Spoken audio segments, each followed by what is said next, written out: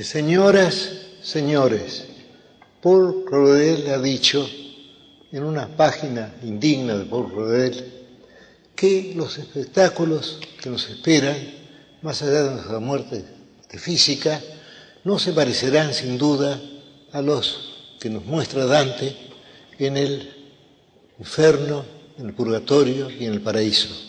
Ahora, esta curiosa observación de Claudel, en un artículo, por lo demás admirable, puede ser comentada de dos modos. En primer término, vemos que es un testimonio, una prueba de lo vívido de Dante. El hecho de que una vez leído el poema y mientras lo leemos, tendemos a pensar que él se imaginaba el otro mundo exactamente como él lo presenta.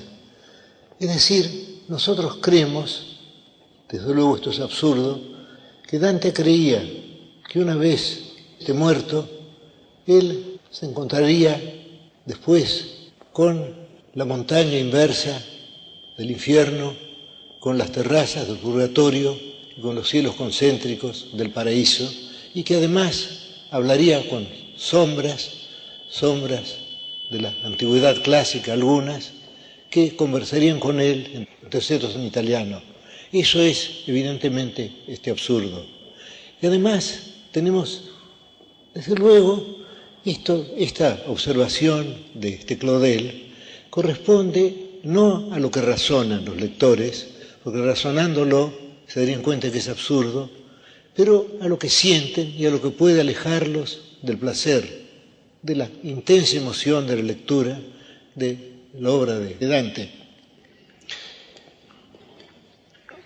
Pero para refutarla tenemos varios testimonios, y uno de ellos sería una definición atribuida, creo, al hijo de Dante, que dijo que en la Divina Comedia su padre se había propuesto mostrar el mundo de los pecadores bajo la imagen del infierno, la vida de los penitentes bajo la imagen del purgatorio y la vida de los justos bajo la imagen del cielo.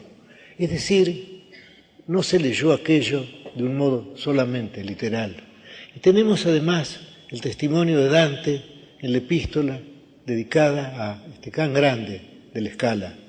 Esa epístola ha sido considerada apócrifa, pero de cualquier modo no puede ser muy posterior a Dante y de cualquier modo fue verosímil.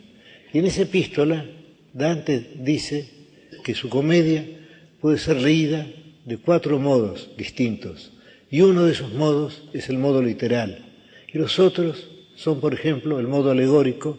Según ese modo tendríamos en Dante al hombre, tendríamos en Beatriz a la fe, y en Virgilio tendríamos a la razón. Pero, desde luego, esta idea de un texto capaz de múltiples lecturas es algo típico, algo característico de la Edad Media, esa Edad Media tan calumniada y tan compleja, esa Edad Media que nos dio la arquitectura gótica, que nos dio también las sagas, que nos dio la filosofía escolástica, en la que todo está discutido, un vocabulario distinto del vocabulario clásico, y que nos dio sobre todo la Divina Comedia, que seguimos leyendo y que sigue admirándonos ahora y que durará más allá de nuestra vida, mucho más allá de nuestras vigilias, y que será enriquecida por cada generación de lectores. En la Edad Media era común el concepto de un texto capaz de una lectura múltiple, o como malamente decimos ahora, de ser leído en varios planos. Y así tenemos aquella admirable sentencia de Escoto Erígena, que dijo que la escritura es un texto que encierra infinitos sentidos, que puede ser leído de infinitos modos, y lo compara con el plumaje tornasolado del pavo real. Y tenemos también a los cabalistas hebreos, y los cabalistas dijeron que la escritura ha sido escrita para cada uno de los fieles, lo cual no es increíble si pensamos que el autor del texto y el autor de los lectores es el mismo, Dios. Es decir, Dante no tuvo por qué suponer que lo que él nos muestra corresponde a una imagen real de este mundo, de la muerte. No, no hay tal cosa. Dante no pudo pensar eso. Sin embargo, yo creo que es conveniente ese concepto ingenuo y falso. Es conveniente ese concepto de que estamos leyendo una narración verídica, de que estamos leyéndola de un modo literal. Y es conveniente para dejarnos llevar por esta lectura. De mí sé decir que soy un lector hedónico. No he leído jamás un libro porque ese libro fuera antiguo. No he leído jamás un libro porque ese libro fuera contemporáneo. He leído libros por la emoción estética que me deparan. Y he dejado para después los comentarios, los estudios, todo eso lo he ido postergando y cuando leí la Divina Comedia me dejé llevar por la lectura. Es decir, he leído la Divina Comedia como he leído otros libros, menos famosos. Y quiero contarles aquí a ustedes, ya que estamos evidentemente entre amigos, y ya que no estoy hablando con todos ustedes, sino con cada uno de ustedes, quiero contarles la historia de mi comercio con la Divina Comedia. Todo esto empezó poco antes de la dictadura. Yo estaba empleado en una biblioteca del barrio de Almagro. Yo vivía en Las Heras y Pueyrredón y tenía que recorrer en lentos y solitarios tranvías el largo trecho que va desde ese barrio del norte a Almagro sur, a una biblioteca situada en Avenida La Plata y Carlos Calvo. Y el azar, salvo que no hay azar, salvo que lo que llamamos azar es realmente nuestra ignorancia de la compleja maquinaria de la causalidad, el azar me hizo encontrar 3 pequeños volúmenes. Yo hubiera ido a traer uno como talismán ahora. 3 pequeños volúmenes en la librería Mechel, que corresponde a tantos recuerdos míos. Y esos 3 pequeños volúmenes eran los 3 tomos del infierno, del purgatorio y del paraíso, vertidos al inglés por Carlyle. No por Thomas Carlyle, de quien hablaré luego, sino por un hermano suyo. Y ese libro era muy cómodo, cabía exactamente en mi bolsillo, y en una página estaba el texto italiano, y en la otra el texto inglés, vertido literalmente al inglés por el hermano de Carlyle. Y entonces yo imaginé este modus operandi, ya que mi ignorancia del italiano era perfecta, es decir, sabía del italiano aquellas palabras que se parecen al español, nada más, lo cual ya es saber buena parte del italiano. Son 2 idiomas hermanos, ya lo sabemos. Pues bien, yo leía primero un versículo en prosa inglesa, un terceto en prosa inglesa. Luego leía el mismo versículo, el mismo terceto, lo leía en italiano. Y luego iba siguiendo así hasta llegar al fin del canto, y luego leía todo el canto en inglés, y luego todo el canto en italiano. Y ya en esa primera lectura observé que las traducciones no pueden ser un sucedáneo, un ersatz del texto. La traducción puede ser en todo caso un medio para acercar al lector al texto, sobre todo en el caso del español. Creo que Cervantes, en alguna parte del Quijote, dice que con 2 ochavos de lengua toscana, no usa la palabra ochavos, usa otra, uno puede entender. Esos 2 ochavos de lengua toscana me fueron dados por la semejanza fraterna del italiano y del español. Y ya entonces observé que los versos, sobre todo los grandes versos, los versos de Dante, los versos son mucho más que lo que significan. Los versos son su entonación, su acentuación, y así algo que puede no ser nada traducido a otro idioma, puede ser un gran verso en el texto. Y eso lo observé desde este principio. Y más o menos, cuando llegué a la cumbre del purgatorio, cuando llegué al paraíso desierto, ahí, en aquel momento en que Dante está abandonado por Virgilio y se encuentra solo y lo llama, en aquel momento sentí que podía leer directamente el texto italiano y solo mirar de vez en cuando el texto inglés que estaba en la página opuesta. Y leí así los 3 volúmenes, en esos lentos viajes en tranvía. Y después leí otras ediciones. He leído muchas veces la Divina Comedia. La verdad es que no sé italiano, no sé otro italiano que el que me enseñó Dante, maestro eximio, a mí, pésimo alumno, y el que me enseñó después Ariosto, cuando leí El Furioso, y luego, el más fácil, desde luego, de Croce. Yo he leído casi todos los libros de Croce, y no siempre estoy de acuerdo con él, pero siento su encanto, y el encanto es, como dijo Stevenson, una de las cualidades esenciales que debe tener un escritor. Y así leí muchas veces la comedia, en distintas ediciones cada vez, y ya pude gozar de los comentarios, y de todas ellas, 2 me impresionaron particularmente, la de Attilio Momigliano y la de Carlo Gramsci, esas 2. Y luego hubo otras también, las de Torraca, las de Scartazzini. Yo leía todas las ediciones que encontraba y me distraía leyendo los distintos comentarios, las distintas interpretaciones de esa obra múltiple. Y fui notando así como en las ediciones más antiguas el comentario histológico.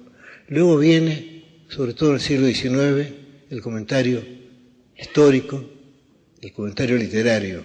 Y actualmente, en esas 2 ediciones que he mencionado, la de Momigliano y de Gramsci, el comentario estético, en que se nos hace notar la acentuación de cada verso, lo cual es una de las máximas virtudes de Dante. Impíamente se ha comparado a Milton con Dante, pero Milton tiene una sola música, es lo que se llama the lofty style en inglés, el estilo sublime, y esa música es siempre la misma, más allá de las emociones de los personajes. En cambio, en Dante, como en Shakespeare, desde luego, la música va siguiendo las emociones. La entonación, la acentuación es lo principal. Cada frase debe ser leída y es leída en voz alta. Digo es leída en voz alta porque cuando leemos versos que son realmente admirables, que son realmente buenos, tendemos a leerlos en voz alta. Hay algo en un verso bueno que no permite que lo lean en voz baja. Si podemos leer un verso en voz baja, no es un verso válido. El verso exige la pronunciación. El verso siempre recuerda que fue un arte oral antes de ser un arte escrito. Es decir, el verso recuerda que fue un canto. Y 2 frases que yo querría recordar aquí, que desde luego concuerdan con lo que he dicho. Una es la de Homero, o la de los griegos que llamamos Homero, que dice en la Odisea que los dioses dejen desventuras para los hombres, para que las generaciones venideras tengan algo que cantar. Y la otra, muy posterior, que repite lo que dijo Homero, menos bellamente, de Mallarmé, que dice, tout aboutit en livre, todo para en un libro. Y aquí tenemos las 2 diferencias. Los griegos hablaban de generaciones que cantan, y en cambio Mallarmé habla de un objeto, una cosa entre las cosas, un libro. Pero la idea es la misma, la idea de que las cosas, de que nosotros estamos hechos para el arte, estamos hechos para la memoria, estamos hechos para la poesía, o posiblemente estamos hechos para el olvido también, pero algo queda, y ese algo es la historia o la poesía, que no son esencialmente distintas. Yo leí a Dante en muchas ediciones, y ahora querría decir algo sobre Dante, personalmente. Y Carlyle y otros críticos han observado que la intensidad es la característica más notable de Dante. Y si pensamos en los 100 cantos del poema, parece realmente un milagro que esa intensidad no amaine en ningún momento, salvo en algunos lugares del paraíso que para el poeta fueron luz y para nosotros sombra, salvo en esos lugares de los cuales no somos dignos aún, o yo no soy digno aún, porque creo que la obra siempre es superior a mí. Estoy hablando de Dante, desde luego. Salvo en esos lugares se mantiene una constante intensidad. No recuerdo ejemplo análogo que pueda comparársele de otro escritor, salvo quizá la tragedia de Macbeth, de Shakespeare, Macbeth, que empieza con las 3 brujas, o con las 3 parcas, o las 3 hermanas fatales, y que luego sigue hasta la muerte del héroe, y en ningún momento afloja la intensidad. Y eso lo encontramos en la Divina Comedia. Pero hay otro rasgo de Dante, sobre el cual yo querría insistir ahora, ya que suele olvidarse, y es la delicadeza de Dante. Siempre pensamos en el sombrío y sentencioso poeta florentino, y olvidamos que la obra está llena de delicias, está llena de deleites, está llena de ternuras. Y esas ternuras no son algoritmos, no son algo agregado a la obra, son parte misma de la trama. Y podría recordar algunos ejemplos de ello. Por ejemplo, Dante habrá leído en algún libro de geometría que el cubo es el más firme de todos los sólidos. Bueno, pues bien, es una observación corriente, en sí no tiene nada de poética, y sin embargo, Dante la usa por una metáfora, y habla del hombre que debe soportar la desventura, y habla del hombre que es ben tetrágono ai colpi di fortuna, el hombre que es un buen tetrágono, que es un buen cubo. Y eso es realmente raro. Y luego tendríamos también aquella extraña metáfora de la flecha. Dante quiere hablar de la rapidez de la flecha. La flecha sale del arco y se clava en el blanco. Pues bien, Dante nos dice que se clava en el blanco y que sale del arco y que deja la cuerda. Es decir, invierte el principio y el fin para mostrar cuán rápidamente ocurren esas cosas. Y luego hay un verso que está para siempre en mi memoria, y es aquel verso del primer canto del Purgatorio, aquel verso en que se refiere a esa mañana increíble en la montaña del Purgatorio, en el Polo Sur, y ahí Dante, que ha salido de la suciedad, que ha salido de la tristeza, del horror del infierno, Dante que acaba de purificarse de todo ese humo y de toda esa tristeza irreparables, Dante dice: dolce color d'oriental zafiro. Hay que decir oriental, el verso obliga a la voz esa pausa. Dolce color d'oriental zafiro, que se acolleva en el sereno aspecto y lo que viene después. Pero yo querría demorarme sobre el curioso mecanismo de ese verso, salvo que la palabra mecanismo es una palabra demasiado dura para lo que quiero decir. Pues bien, Dante describe el cielo oriental, describe la aurora. Entonces compara el color de la aurora con un zafiro, y lo compara con un zafiro que se llama zafiro oriental, zafiro del oriente.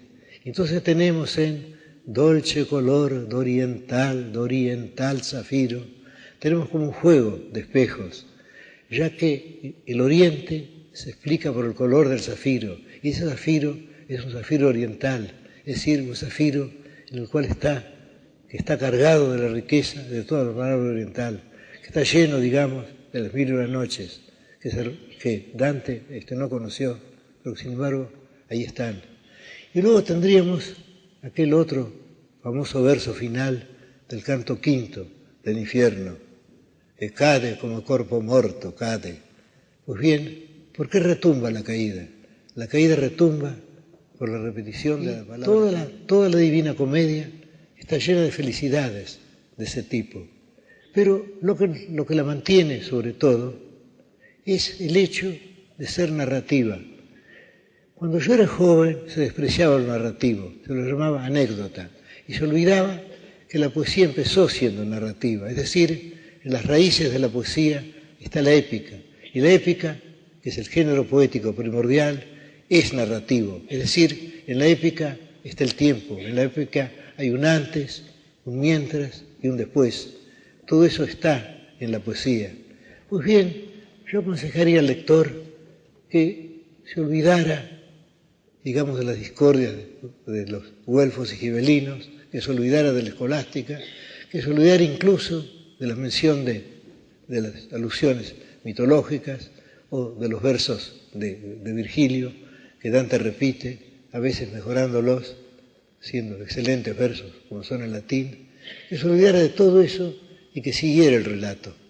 Y creo que nadie puede dejar de hacerlo.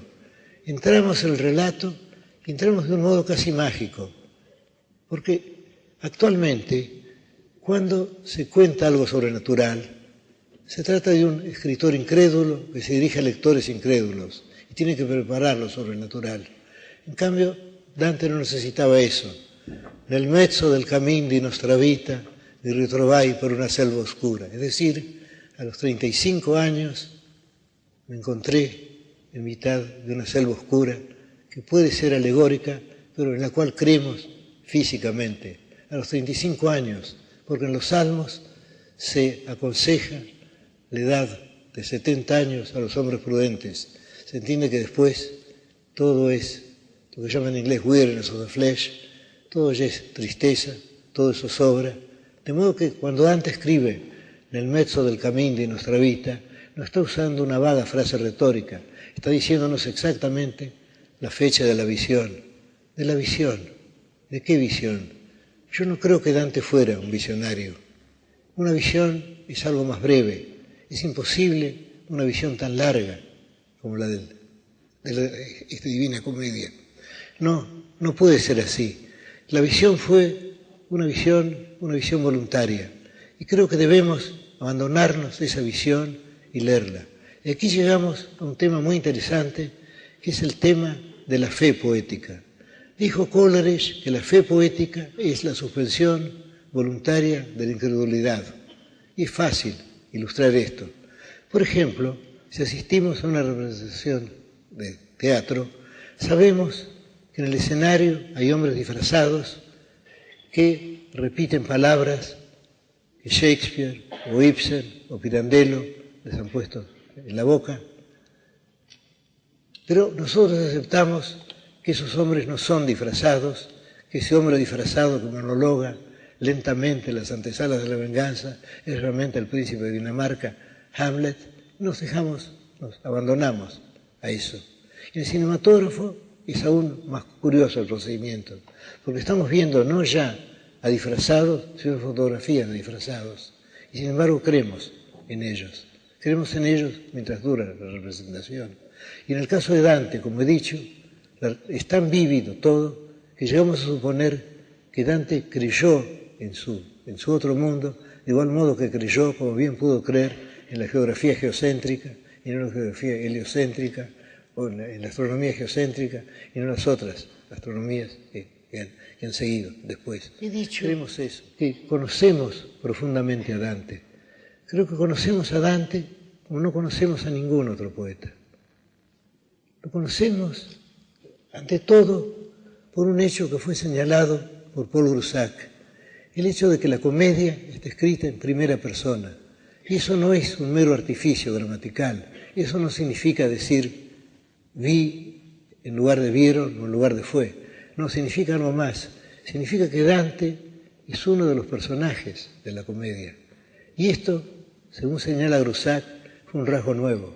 Podríamos decir que antes de Dante, San Agustín escribió sus confesiones.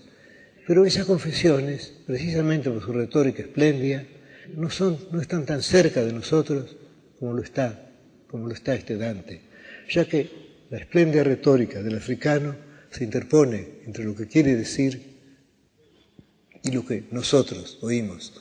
Y ese hecho de la retórica que se interpone es bastante frecuente, es desgraciadamente frecuente.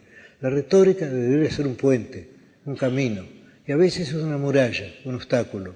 Y esto se observa en el caso de escritores tan distintos como Séneca, como Quevedo, como Milton, como Lugones. En todos ellos, diríase que lo que ellos dicen se interpone entre ellos y entre nosotros. Pues bien, en el caso de Dante lo tenemos a él. Lo conocemos sin duda de un modo más íntimo que el modo con que pudieron conocerlo sus contemporáneos. Casi diría yo que lo conocemos como lo conoció Virgilio, que fue un sueño suyo. Sin duda más que lo que pudo conocerlo Beatriz Portinari, sin duda más que nadie, porque él se coloca ahí y Él está en el centro de la acción, y todas las cosas son no solo vistas por Él, sino que Él toma parte, y esa parte no siempre está de acuerdo con lo que describe, es lo que suele olvidarse. Tenemos a Dante aterrado por el infierno. Tiene que estar aterrado, no porque fuera cobarde, sino porque es necesario que esté aterrado para que creamos en el infierno. Dante está aterrado, Dante siente miedo. Y luego Dante opina sobre las cosas y sabemos cómo opina de ellas, no por lo que dice, sino por lo poético, por la entonación, por la acentuación de este lenguaje. Pues bien, tenemos el otro personaje, ya que yo diría que hay tres personajes en la comedia, y ahora hablaré del segundo. El segundo personaje es Virgilio. Y Dante ha logrado que tengamos dos imágenes de Virgilio. Una, la imagen que nos deja la Eneida o que nos dejan las Geórgicas, y la otra, la imagen más íntima que nos deja la poesía, la piadosa poesía de Dante. Uno de los temas de la literatura, como uno de los temas de la realidad, es la amistad. Yo diría que la amistad es nuestra pasión argentina. Y hay muchas amistades en la literatura está tejida de amistades. Podemos evocar ahora algunas de ellas, las primeras que se me ocurren. ¿Por qué no pensar en Quijote y Sancho, o en Alonso Quijano y Sancho, ya que para Sancho, Alonso Quijano es Alonso Quijano, y solo al fin llega a ser Don Quijote? ¿Por qué no pensar en ellos? ¿Por qué no pensar en Kim y en Lama? ¿Por qué no pensar en nuestros dos gauchos que se pierden en la frontera? ¿Por qué no pensar en el viejo tropero y en Fabio Cáceres? Pues bien, la amistad es un tema común, pero generalmente los escritores suelen recurrir al contraste entre los dos amigos. He olvidado otros dos amigos ilustres, Bouvard y Pécuchet también. Ahí tenemos también el contraste de los dos. En el caso de Dante es más delicado el procedimiento. No es exactamente un contraste, aunque desde luego tenemos la actitud filial de Dante. Dante viene a ser como un hijo de Virgilio. Y al mismo tiempo, Dante es superior a Virgilio porque Dante se cree salvado. Dante cree que merecerá la gracia o que la ha merecido, ya que le ha sido dada la visión. Y en cambio, en el principio del infierno, él sabe que este Virgilio es un alma perdida, es un réprobo. Y el mismo momento en que Virgilio le dice que él no podrá acompañarlo más allá del purgatorio, en ese mismo momento en que Dante siente que Virgilio será para siempre un habitante del terrible, nobile Castello, donde están las grandes sombras de los grandes muertos de la antigüedad, los que por ignorancia invencible no alcanzaron la palabra de Cristo, en ese mismo momento Dante le dice: tu duca, tu signore, tu maestro. Y luego, más adelante le dice: tu sarai primo, yo sarò secondo. Bueno, es decir, para cubrir ese momento, Dante lo saluda con palabras magníficas y habla del largo estudio y del gran amor que le han hecho acercar este volumen, buscar este volumen. Y siempre se mantiene esa relación entre los dos. Esa figura esencialmente triste de Virgilio. Virgilio se sabe condenado para siempre a estar en el nobile Castello, lleno de la ausencia de Dios. Y en cambio a Dante le será permitido ver a Dios, le será permitido comprender el universo. Bueno, pues tenemos esos dos personajes y luego hay otro personaje, un tercer personaje que ustedes ya habrán adivinado, sin duda. Pues bien, tenemos además de eso, tenemos miles, tenemos centenares de personajes, tenemos una multitud de personajes y esos personajes se ha dicho que son episódicos. La palabra es falsa, yo diría que son eternos. Una novela contemporánea requiere 500 o 600 páginas para hacernos conocer a alguien, si es que lo conocemos. En cambio a Dante le basta un solo momento de una vida. Y en ese momento el personaje está definido para siempre. Y Dante busca ese momento central. Y yo, humildemente, inconscientemente, he querido hacer lo mismo en muchos cuentos y he sido admirado por ese hallazgo, que es el hallazgo de Dante en la Edad Media, el de presentar un momento como cifra de una vida. Dijo Carlyle que hay dos características de Dante, desde luego hay más, pero dos esenciales, y esas dos son la ternura y el rigor, salvo que la ternura y el rigor no se contraponen, no son opuestos. Es decir, por un lado está la ternura humana de Dante, lo que Shakespeare llamaría the milk of human kindness, la leche de la bondad humana, y por el otro está el saber que somos habitantes de un mundo riguroso, que hay un orden, y ese orden corresponde al otro, al tercer interlocutor. Y ahora podríamos verlo en dos ejemplos. Creo que de este modo será claro lo que acabo de decir. Vamos a tomar el episodio más conocido del infierno, el del canto quinto, el de Paolo y de Francesca. Y yo no quiero abreviar lo que Dante ha dicho, sería una irreverencia mía decir en otras palabras lo que él ha dicho para siempre en su italiano, sería una irreverencia que yo tratar de compendiarlas, pero quiero recordar simplemente las circunstancias. Dante y Virgilio llegan, creo que es el segundo círculo, y ahí ven el remolino de almas, y sienten el hedor del pecado, el hedor del castigo, y hay circunstancias físicas desagradables, por ejemplo, Minos, que se enrosca la cola para significar a qué círculo tienen que bajar los condenados. Eso se ha puesto deliberadamente feo, porque se entiende que nada puede ser hermoso en el infierno. Entonces, cuando llegan a ese círculo, en el cual están penando los lujuriosos, y hay grandes nombres ilustres. Digo grandes nombres porque Dante, cuando empezó a escribir el canto, no había llegado todavía, digamos, a la perfección de su arte, al hecho de hacer que los personajes fueran algo más que sus nombres. Y sin embargo, esto le sirvió a él. Cuando él describe el Nobile Castello, vemos a los grandes poetas de la antigüedad, y entre ellos está Homero, el primero, espada en mano, y luego cambian palabras que no es honesto repetir. Pero aquí está bien ese silencio, porque todo eso condice con ese terrible pudor de quienes están condenados al limbo, de quienes no verán nunca la cara de Dios. Pero ya luego, cuando llegamos al canto quinto, entonces ya Dante ha llegado a su gran descubrimiento, la posibilidad de un diálogo entre las almas de los muertos y él, Dante, que lo sentirá y juzgará a su modo. No lo juzgará, él sabe que él no es el juez es otro, es el tercer interlocutor, es la divinidad. Pues bien, ahí está Cleopatra luxuriosa, ahí está Semíramis, hay grandes sombras ilustres, pero Dante ve dos que él conoce, menos humildes, que pertenecen a la crónica contemporánea, Paolo y Francesco.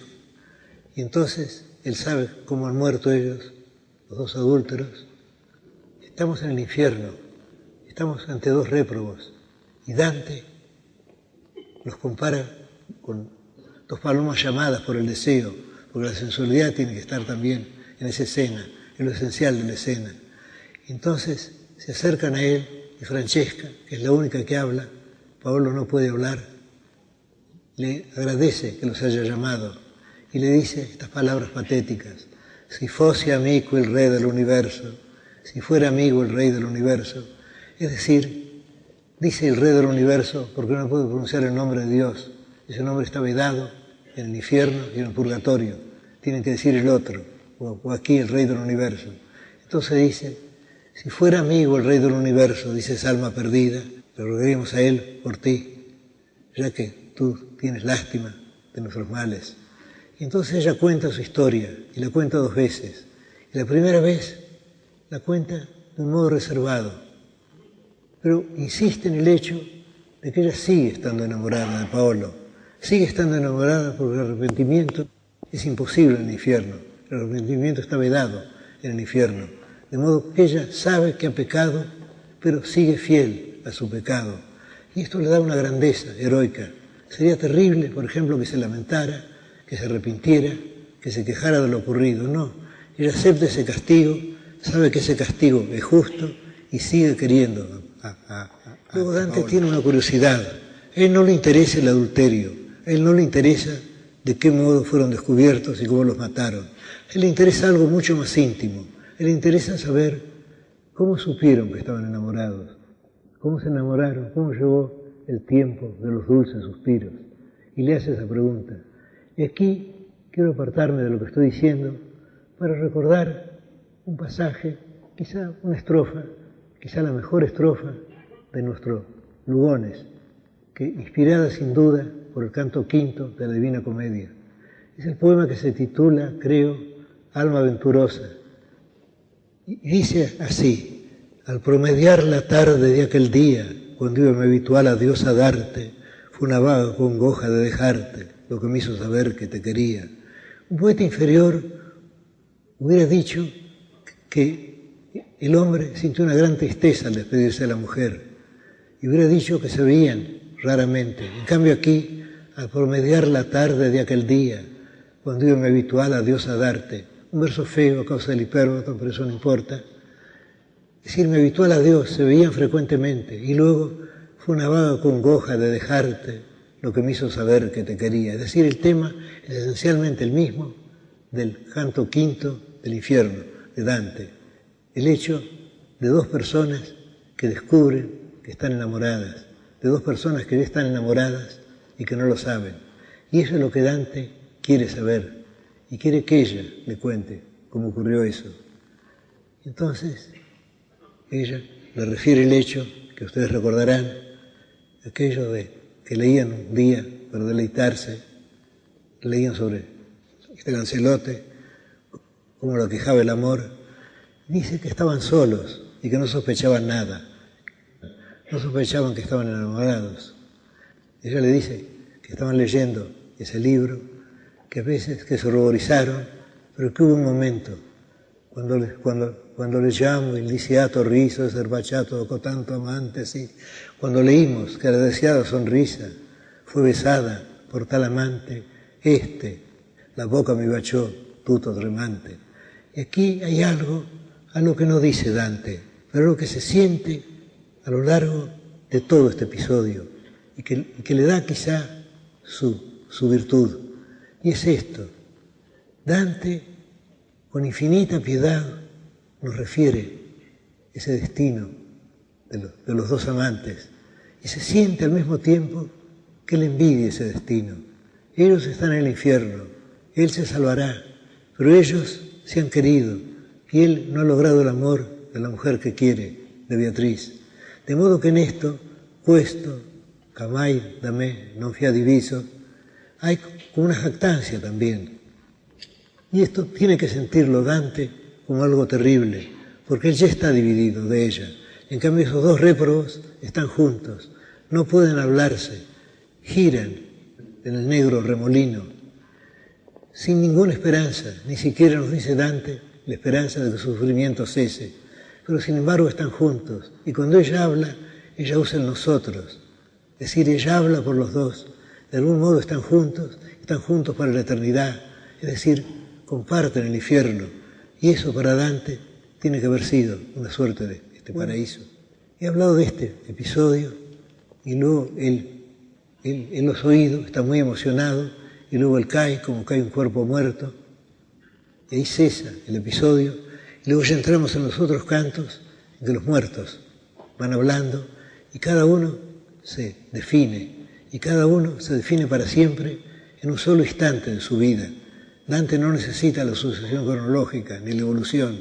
Hay un momento en el cual un hombre se encuentra para siempre consigo mismo, y ese momento puede ser el momento elegido por este Dante.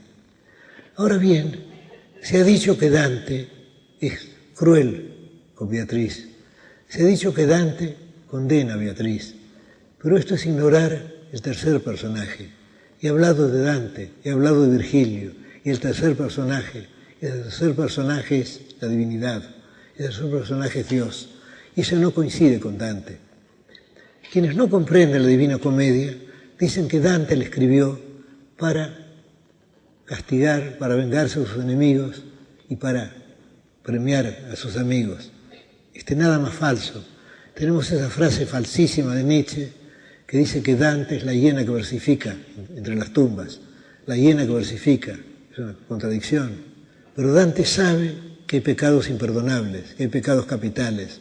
Y entonces, para cada uno de los ejemplos, él elige una persona que solo ha cometido ese pecado, una persona que es adorable, que es admirable en todo lo demás. Por eso Francesca y Paolo solo son lujuriosos, no tienen ningún otro defecto, no tienen que tenerlo, porque si no ya serían otras circunstancias que se agregan. Basta que un hombre haya cometido cierto pecado para incurrir de ese modo en el castigo. Y eso es lo que Dante quiere mostrarnos. Ahora, esa idea, ese concepto de Dios como indescifrable, es un concepto que ya encontramos en otro de los grandes libros esenciales de la humanidad, el que Freud creía que el mejor libro, el primer libro de la literatura, en el libro de Job.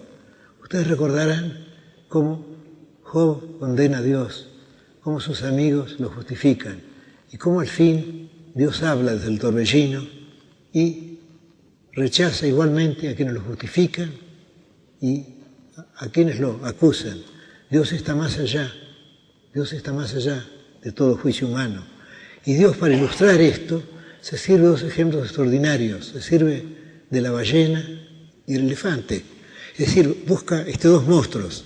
Es decir, Dios es para nosotros algo monstruoso, algo tan lejano como el Leviatán y como el Behemoth, ese monstruo que tiene un nombre plural, el que significa muchos animales en hebreo. Pues bien, Dios en el libro de Job está más allá de todo juicio humano. Y eso lo declara Él, y los hombres se humillan ante Él porque se han atrevido a juzgar a Dios, se han atrevido a justificarlo.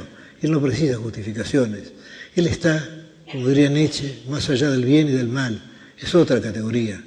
Pues bien, si Dante hubiera coincidido siempre con el Dios que le imagina, se vería que ese Dios es un Dios falso, es simplemente la réplica de Dante. En cambio, Dante tiene que aceptar ese Dios, y tiene que aceptarlo como acepta el hecho de que Beatriz Portinari no lo haya querido, como acepta el hecho de que Florencia es infame, como acepta el hecho de su destierro, de su muerte en Ravenna. Él tiene que aceptar todo eso, tiene que aceptar el mal del mundo, tiene que aceptarlo. Y al mismo tiempo tiene que adorar a ese Dios que no entiende. Hay un personaje que falta en la Divina Comedia, pero que no podía estar porque hubiera sido demasiado humano para la Divina Comedia. Y ese personaje es Jesús.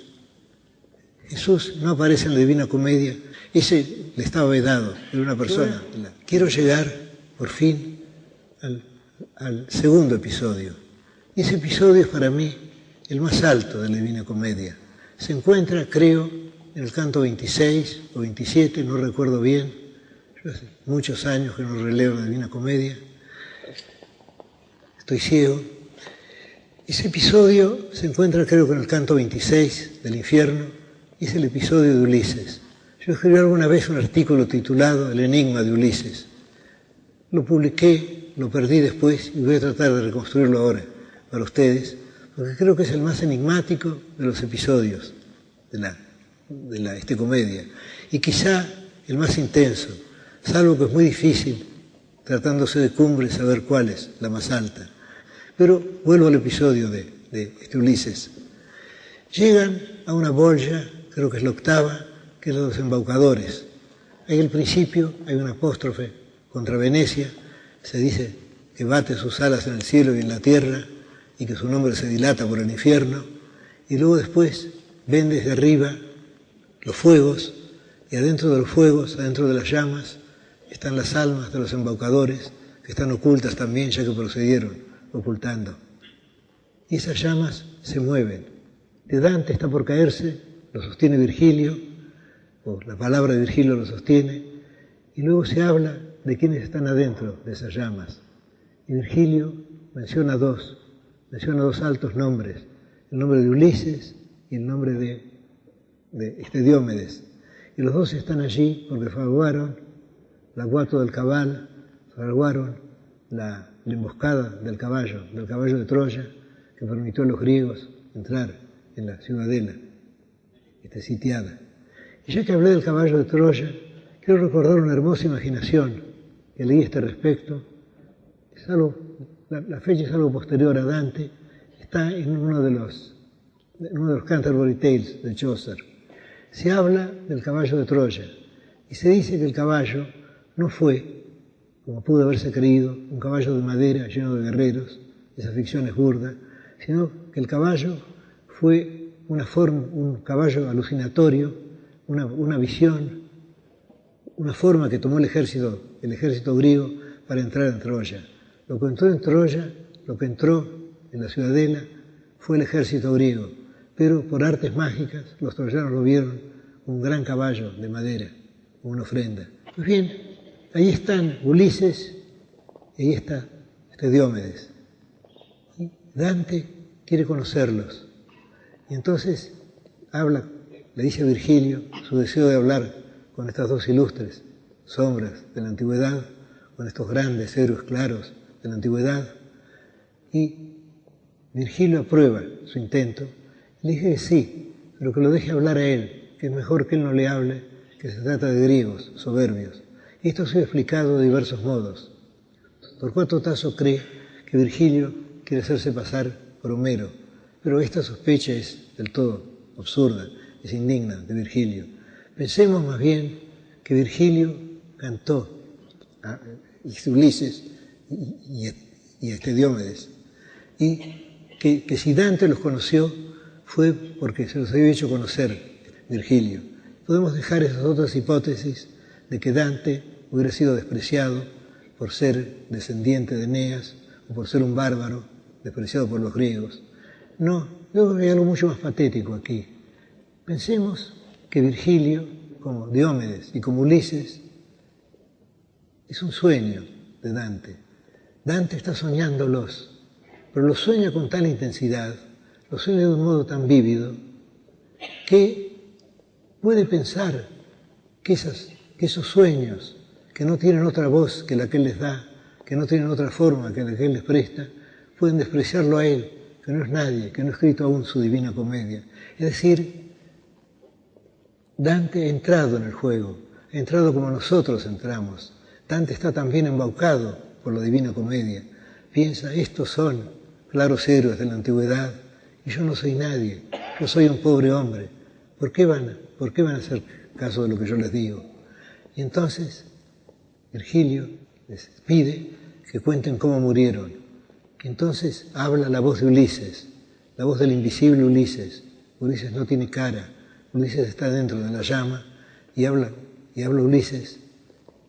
Y entonces aquí llegamos a lo prodigioso, llegamos a una leyenda creada. Ulises deja Circe y llama a sus compañeros, Vecchi e Tardi, y les dice que aunque son ya gente vieja y cansada, sin embargo han atravesado con él miles de peligros y les propone una empresa noble, la empresa de cruzar las columnas de Hércules y de explorar el mar, de conocer el mundo senza gente, porque se creía entonces que el hemisferio austral era un hemisferio de agua, no se sabía que hubiera nadie allí. Es decir, él les dice que son hombres, que no son bestias, que han nacido para el coraje, para el conocimiento, que han nacido para conocer y para comprender. Y entonces ellos los siguen y hacen alas de sus remos. Es curioso que esta metáfora se encuentra también en la Odisea, que Dante verosímilmente no conoció.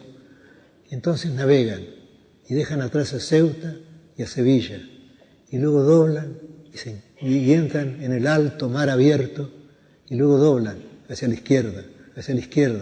Siempre la izquierda significa el mal en la comedia. Para ascender por el purgatorio se va por la derecha, para ascender por el infierno por la izquierda, es decir, por el lado siniestro. Se sabe que las dos palabras son lo mismo.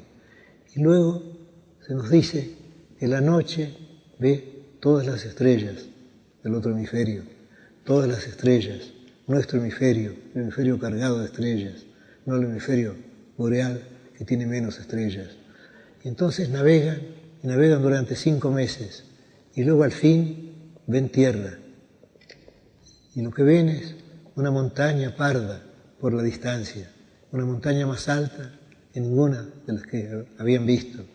Y entonces Ulises dice, nuestra alegría se cambió en llanto, porque de la tierra sopla un torbellino y la nave se hunde. Y esa montaña es la montaña del purgatorio, según se ve en otro canto. Dante creía que el purgatorio, o Dante simula creer para fines poéticos, su poema, el purgatorio era antípoda de la ciudad de Jerusalén.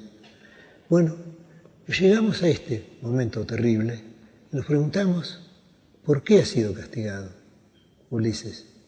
Evidentemente, lo que se ha dicho antes, de que fue castigado por la treta del caballo, es falso, puesto que el momento culminante de su vida es otro. Es esa empresa en sí generosa, esa empresa denodada, de querer conocer lo vedado, lo imposible. Y nos preguntamos, ¿por qué tiene tanta fuerza este canto? Pero antes de contestar, yo querría recordar un hecho que no ha sido señalado por ningún historiador de la literatura, que yo sepa. Y es el de otro gran libro, un gran poema de nuestro tiempo, el Moby Dick de Herman Melville, que ciertamente conoció la Divina Comedia. Pues bien, ahí tenemos también un barco folo, tenemos también el vuelo insensato, tenemos también la empresa insensata, del mutilado capitán Ahab, que quiere vengarse de la ballena blanca, y al fin la encuentra y la ballena lo hunde. Y la última página de la gran novela de Melville concuerda exactamente con el fin del canto de Dante. El mar se cierra sobre ellos, se hunden. Y sin duda Melville, al escribir esto, tuvo que recordar la Divina Comedia. Aunque yo prefiero pensar que la leyó, que la asimiló de tal modo que pudo olvidarla, literalmente. Es decir, que la Divina Comedia llegó a ser parte de él y que luego redescubrió lo que había leído hace ya muchos años. Pero la historia es la misma, salvo que el capitán Ahab no está movido por un ímpetu noble, está movido por el deseo de la venganza. Y en cambio, en el caso de Ulises obra como el más alto de los hombres. Ahora, ¿a qué debe su carga trágica este episodio? Yo creo que hay una explicación, y para mí es la única, valedera, no sé qué dirán ustedes, y es esta, y es que Dante sintió de algún modo que Ulises era él. No sé si lo sintió de un modo consciente o no, eso poco importa. Pues bien, Dante, en algún terceto de la Divina Comedia, dice que a nadie le está permitido saber cuáles son los juicios de la providencia. No podemos adelantarnos al juicio de la providencia. Nadie puede saber quién será condenado o salvado. Sin embargo, él había osado, siquiera de modo poético, adelantarse a ese juicio. Él nos muestra condenados y nos muestra felices, bienaventurados. Y él tenía que saber que al hacer eso, él estaba corriendo un peligro. Él tenía que saber que estaba de algún modo adelantándose al descifrar la providencia de Dios.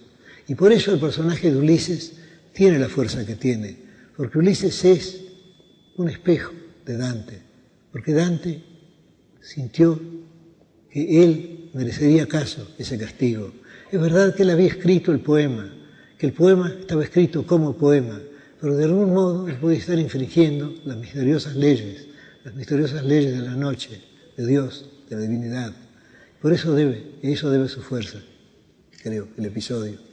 Pues bien, ahora he llegado al fin, quiero solamente insistir sobre el hecho de que nadie debe privarse de esa felicidad, que es la divina comedia, que debe leerla de un modo ingenuo. Después vendrán los comentarios, después tendremos el deseo de saber qué significa cada alusión mitológica. Queremos ver, por ejemplo, cómo Dante tomó un gran verso de Virgilio y acaso lo mejoró traduciéndolo. Pero al principio debemos leerlo con una fe de niños, debemos abandonarnos al libro. Y ese libro es algo que nos acompañará hasta el fin. A mí me ha acompañado durante tantos años y sé que apenas he empezado a leerlo. Sé que si lo abro mañana encontraré cosas que no he encontrado hasta ahora.